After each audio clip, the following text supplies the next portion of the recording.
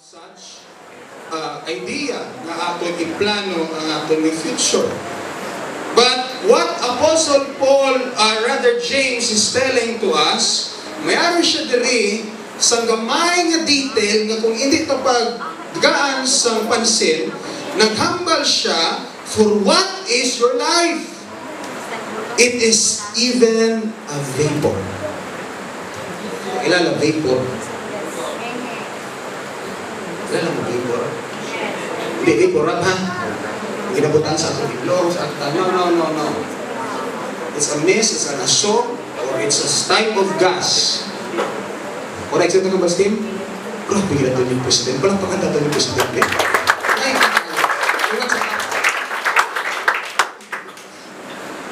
Did you imagine makuturan a steam, or a smoke, or a vapor, or a mist lang? Nakita mo siya, just a couple of seconds, doon na siya.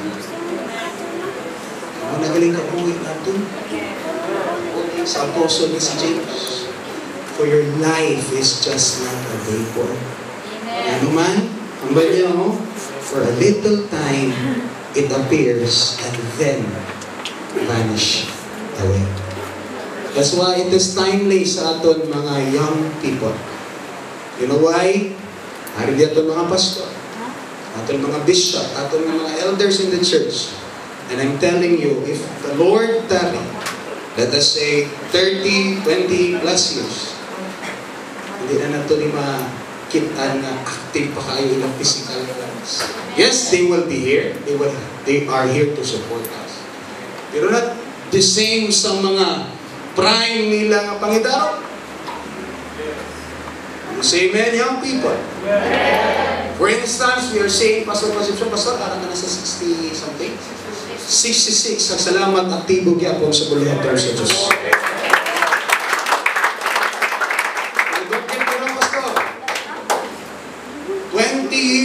From now, I'm not sure, Pastor.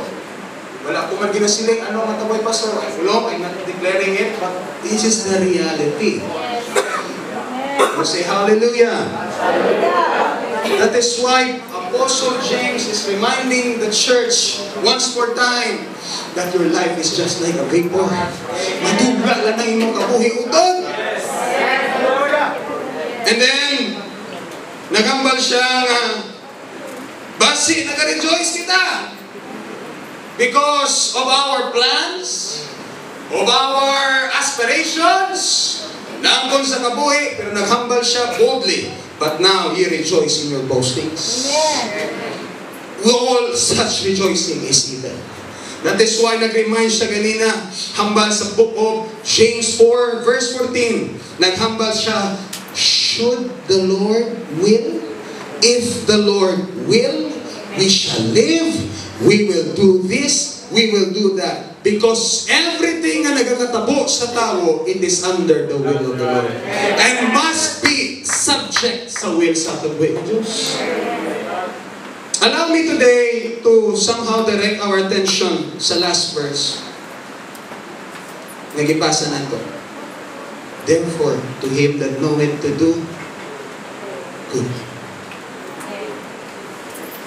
and doeth it not, to him that is sin. No wonder why Apostle Paul declared sa kay Timothy, God has not given us the spirit of fear. Because sa pagkababatan ni Timothy, I could say he is intimidated. Because the word fear there is not fear na nag-tremble. That fear is the spirit of intimidation. Hindi ko nihimon kay batak pa ko. Hindi mo nihimon kay naulaw lagi ko. Murag nag-insecure ko sa galingon. Let me tell you, it is sin. When you know what is good and you do not do it, James says, it is sin. Oh, hallelujah. Clap your hands unto the Lord. There are a lot of good things na dapat buhaton sa mga anak sa Diyos. Behold how good and how pleasant it is for brethren to dwell together.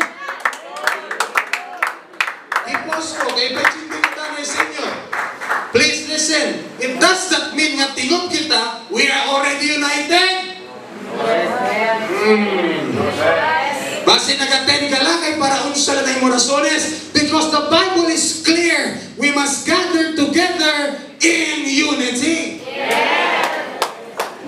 ulan, mga pastors and saints alike, nga kung nagtingob na ta, united na ta dayon. Agree? Yes. That's why ka-specific sa mga ni David to dwell together in unity. Ano pa ang good?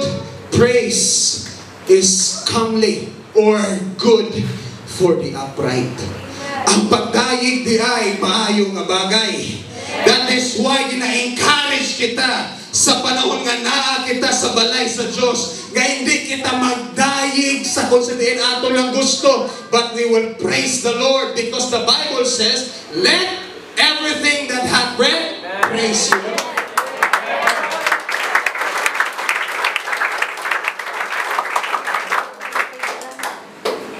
Many things na mentioned sa Bible are good things. But for the sake of time, hindi na natin na isa-isa ang nakaupo. In the book of Matthew, draw your attention please with me, a very known and familiar passage of Scripture sa atong tanan. In the book of Matthew, chapter 25, reading from verse 14 down to the succeeding verses. Will everybody say praise the Lord? Praise the Lord. Again, shout praise the Lord. Praise the Lord. Ara na ba? Sige. For the kingdom of heaven is as a man traveling into a far country, who called his own servants and delivered unto them his goods. Verse 15, and unto one he gave. Si Pastor Jason nakantara lang response. Ano sa mo? Unto the servant he gave talents. To another, and to another, to every man according. Please take close attention. To every man according to his several ability. Kung ibutang ka sa Diyos dira, it means kaya mo. Ayaw ko, no! Ayaw ko itigitang! Hindi tao na butang sa imong Diyos! Next verse, pala. Then he that had received the 5 talents went and traded with the same, and made them other 5 talents. Verse 17. And likewise, he that had received 2, he also gained other 2. Next verse. But he that had received, kababibasa, 1, went. Stop. Ang 5, nakagain other 5. Ang 2, nakagain other 2. Pero ang 1, naghukay siya. Sa yuta, duta. Kahambal sa Bible pastor, ikinubo. And hid his Lord's money. After a long time, the Lord of the servants cometh and reckoneth with them. Next verse. And so he that had received 5 talents came and brought other 5 talents, saying, Lord, thou deliverest unto me 5 talents. Behold, I have gained beside them 5 talents more. Next. His Lord said unto him, well done, thou hast been faithful over few things. Behold, I will make thee ruler over many things. Enter thou into the joy of the Lord. It was a parable, but it is the same in the year 2024. Yadto lang ang mga nagagiho among gina-honor sa Diyos. Wala nag-honor ang Diyos sa wala may ginaobra. Amen. Dayon, palihog. He also that had received 2 talents came and said, Lord, thou deliverest unto me 2 talents. Behold, I have gained 2 other talents beside him. Next verse. Mga kauturan, his Lord said unto him, well done, thou good and faithful servant. Nadawin mo man ko dalay, sinong willing, sinong gusto nga mapaminawan ni sa basa nga itong nga Diyos.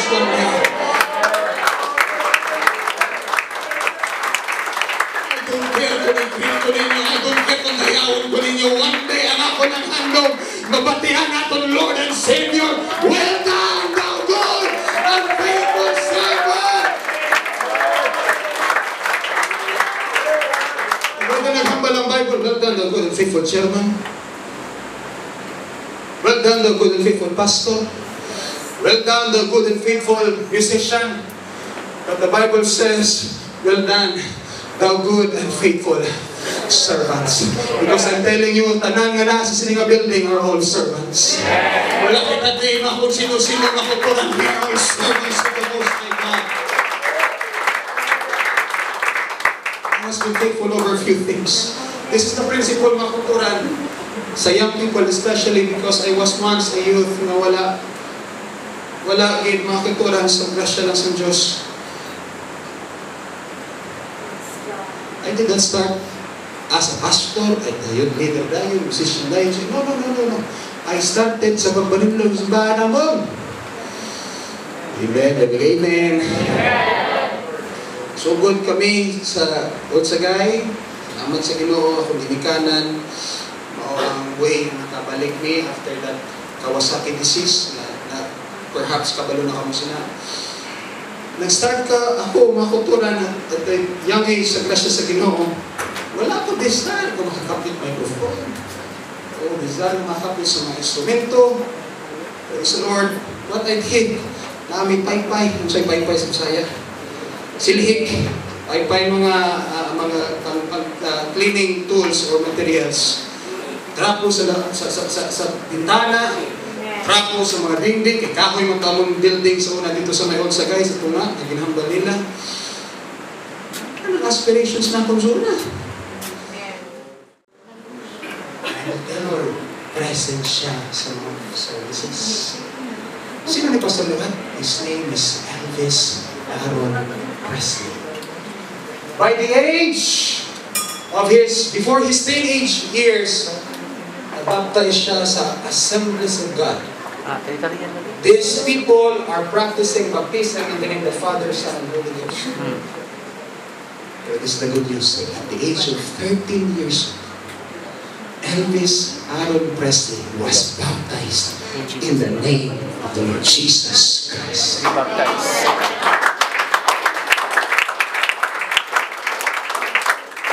can search kung sino na baptize siya. The name of that minister is Joseph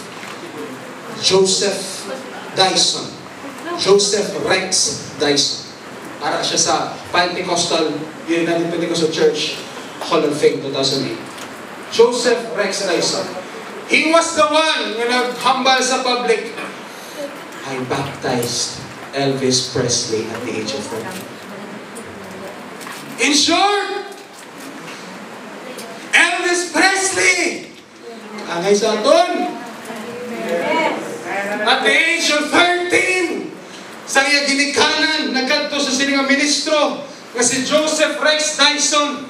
He baptized his parents in the name of Jesus Christ.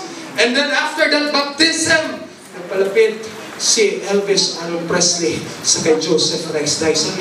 Nagkamba siya, kung ano ginhimo ko kay mama, kay papa, himo ang sa akin. This record gapon ako as an article states na si Elvis Presley was well acquainted sa Pentecostal worship. Dili niya makita ang mga tongue talkers. Dili niya makita ang holy rollers. Wala to statwa sa ilang church.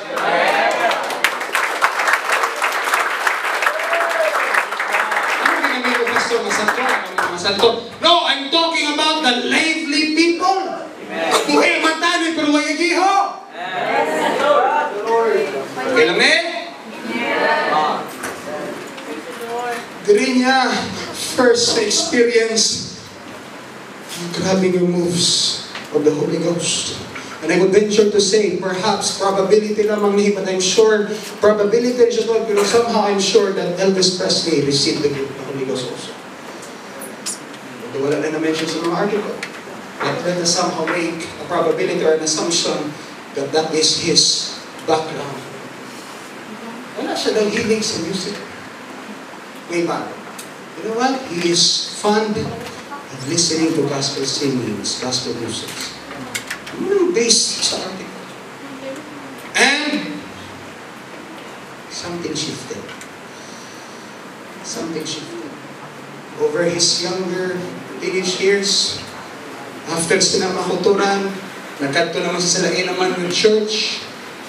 In short, he became a backslider of this one God apostolic truth.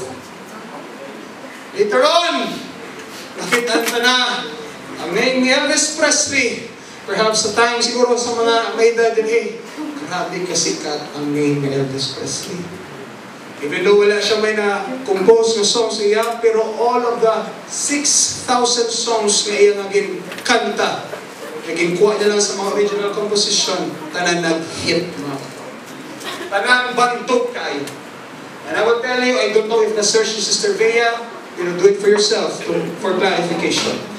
Makita niyo mga concerts ni Elvis Presley, tanan dito gagiliho. Ang mga babae, mga sisters, gagalipungan sa tingog kag sa kagwapo ni Elvis Presley. Ano mga sisters, mga siling amen? Amen. Kung kami ito ni Brother Kirby, tupad kay Elvis Presley, hindi may masapak sa mga tao. Because Elvis Presley lagi ang ilang star. Then, this man named Elvis Presley, napadayon lang siya mga endeavors, napadayon lamang siya ng mga career, singing career, worldly career, and until siya na-point siya na time, by the age of 42 years old, nasakwan siya siya flat patay. I will not be going into much details mga kapatid because malawig. Madamo. Pero I encourage you to read for yourself. Man named Elvis Presley, pinagdidatihan siya. Si Savior na, ay nakabalog. That is why, meron akong nagsiling before his death, Pastor Kim, ang tanan niya kanta is, How great thou art, how great thou art. In his last days, that was, I think, June of 1977. His songs are glorifying the Lord. From worldly music to singings for the glory of God. Ano natagpo mga kauturan? But I will tell you, it's too late for me. Yes. It was too late for Elvis Presley. It was too late for Elvis Presley. Because wala siya napatay na nangalagad balik sa Ginoo. He died in his own comfort room. Hapa, Pastor Joshua. Okay, the autopsy, ano hinungdan? Drug overdose. You know why? He was so famous, he could not sleep anymore. Grabe ng manggad, grabe ng possession, anxious na sa security niya, kasi any moment, sudlo niya balay. I will tell you, that is the only thing that this world can offer you.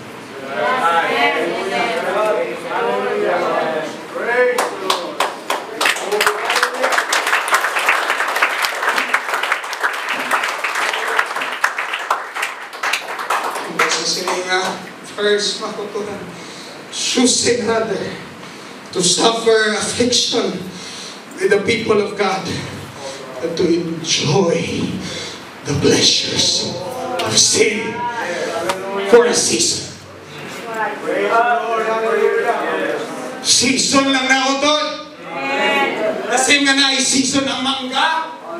Season lang ang imo maangkunan sa kalibutan. Oh, hallelujah. That is why ang ini nga tao, please, I'm not sounding judgmental. Hindi ko pag-this ay misinterpret makuturan. But God is leading us, this man named Elvis Presley, to serve as our example. Damo komentary nga nagsiling, si Elvis Presley, my heart gid sa Ginoo. Pero I'm telling you, it's too late. Woo. It's too late. It's too late, Sister Risa. It's too late.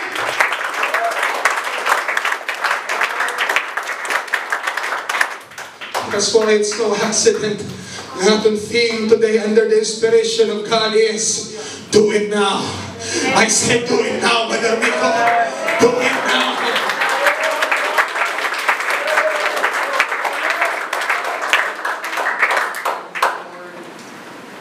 Balik kita sa verse, Sister Bea. Sulitan ko many people believed up to this point of time that Elvis Presley desires na magpangalagad sa Ginoo. This man, Elvis Presley, desires or desired rather na magbalik sa apostolic truth. It was his desire. Pero sulitan ko, it's now too late. Hallelujah. Yes, nakakanta mo siya. Then sings my soul, my Savior God, to Thee. Hindi naman kanta yung gusto? So? Remind me of the Lord. Original composition. Tapos sa mga songs, later nga, tadi matayo na siya, naging balik ng himaya sa Diyos. It's too late. It's too late. What now? Panahon! Balik na sa verse, makuturan ka na pala sa Jesus, verse 36. I'm coming to a conclusion, makuturan. His Lord answered and said unto him, "Thou wicked and slothful servant, thou knewest that I reap where I sowed not, and gather where I have not strawed." Verse 27, thou oughtest therefore to have put my money to the exchangers, and then at my coming I should have received mine own with use. Next verse. Take therefore the talent from him. Praise the Lord. This one talented servant that God gave him, hambal sang ang master sa sininga passage, take it out from him. Kuha na! And give it unto him which had 10 talents. For unto everyone that had shall be given, and he shall have abundance. But from him that had not shall be taken away even that which he had.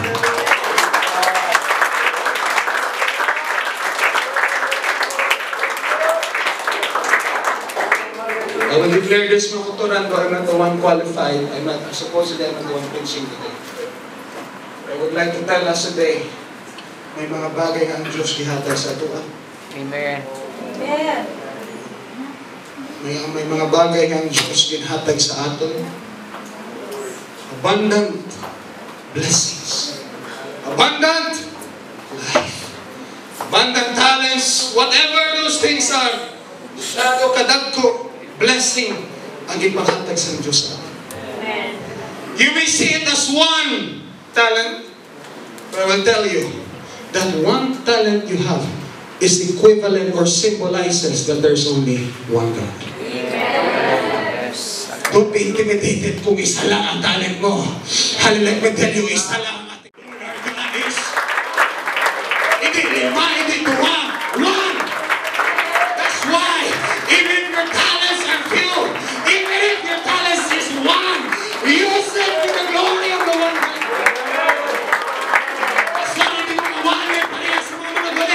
You can pray, and then pray. You can worship, then worship. Pastor, hindi ko pareha. Kay Brother Gerbe, magtukar ka ng keyboard. Pero panguntahan ako sa imo, can you clap your hands? Can you lift up your hands? Can you dance a little bit? Can you do it now?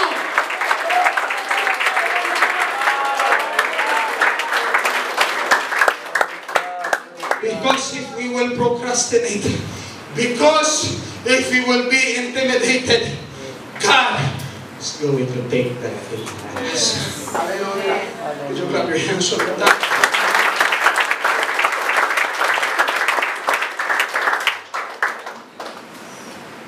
Last verse. 30. And cast ye the unprofitable servant into the outer darkness. There shall be weeping and gnashing of teeth. Balik ka kay Elvis Presley. Again, I will not be judgmental, mga katuran. Pero kung basihan pang word of God, na nagasiling, he that shall endure.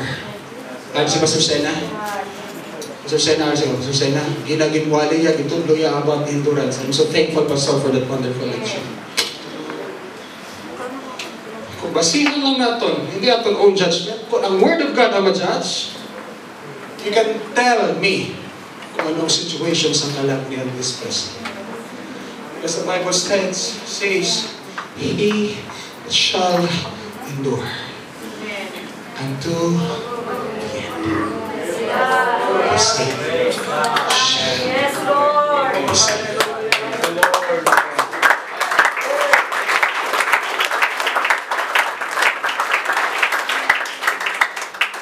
So, mga kuturan, Thank you, Lord God. tinatamang sa kay Elvis Presley. Amen. The talent that God gave us, it's not for the earth. It's not for the world. Hallelujah. Our treasures must not be laid in the earth, but our treasures must be laid up in the heavens.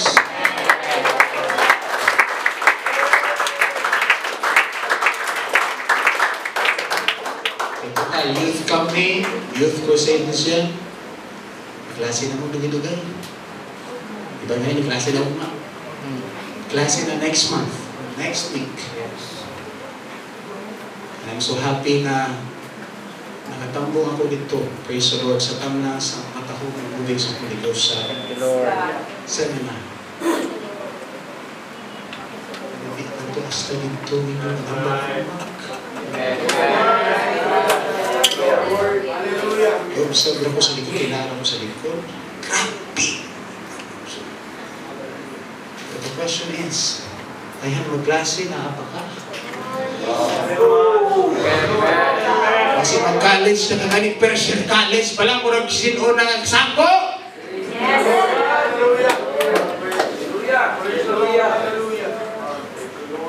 Mga kuturan, I will tell you frankly, ang pagpangalagad na sa Ginoo must not be seasonal.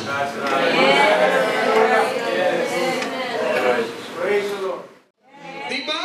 One talented servant, wala niya ginhimo. Ano ba sa Bible? God or the master took it away from him. That's why be fearful, mga students of San State University of Northern Negros. Ang kaluwasan sa imong classmate, ang kaluwasan sa imong mga friend, naasa mo kamo. Naasa mo papa!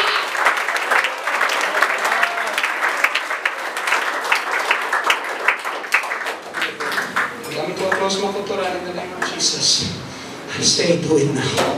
Do it now. Sabi ko sa mga testimony, kaklaro sa mambalya, kung gusto mo maluwas, do it now. Repent, do it now. Kung gusto mo maluwas, be baptized in the name of Jesus Christ for the remission of sins. Do it now. Kung wala pa ka Holy Ghost, do it now. Now is the time. Now is the day of our salvation. Hold up your hands unto the Lord and shout.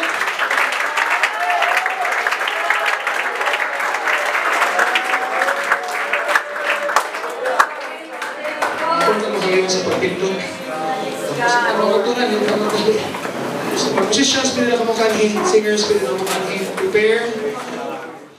But God is speaking to these people. Do it now!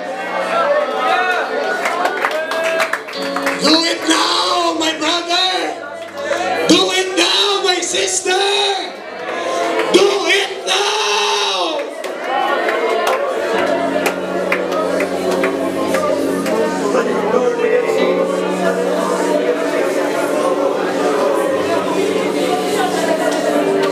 Would you worship the Lord today? Speak in tongues in the name of Jesus as the Spirit give the utterance.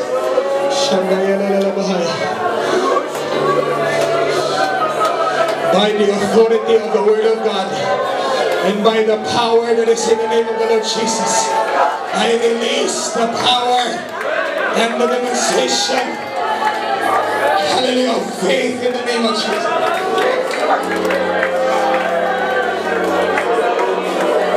Pwede mo kaluhod sa altar. Hindi ka mahuya, makuturan. Pastor, walang platform. Dahil ang platform, ang importante natin ay pulong sa Diyos. By the name of Jesus. Come on, we will not wait for the singers. You worship the Lord even without the singers and the musicians.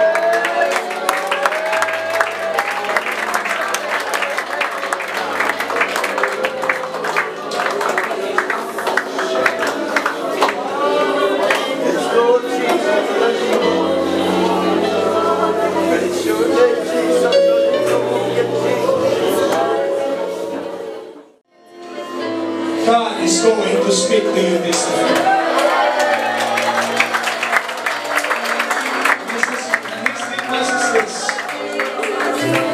Our bishop's request is this. Now, dapat sa tubangan. Yes, prioritize natin ang mga bisita. Those of you that are there as audience, if you want God to speak to you, you can come in front in the name of Jesus. Sabihin ko, kung gusto nyo madungog ang pulong sa Diyos, o ang Diyos mag-deal sa inyo kasi yung orehon na, come in front in the name of Jesus. God is touching to your heart right now. On the right son, on the right son, God is touching to your heart. I can sense in the spirit. Hallelujah. There are some of you that you are now having that doubt in your mind. But we just want you to listen to me very carefully. Before the service will be over, God is going to transform your life. Hallelujah.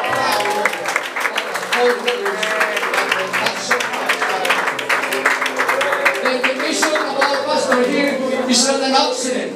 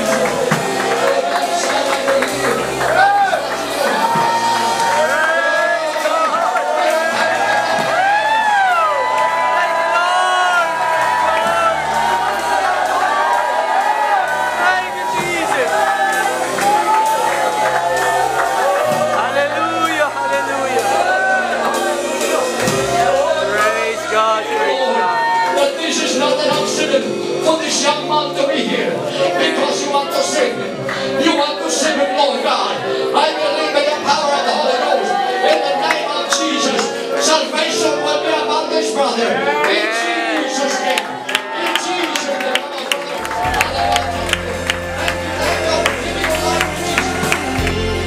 Creator, healer, wonder working miracle God. You can do anything.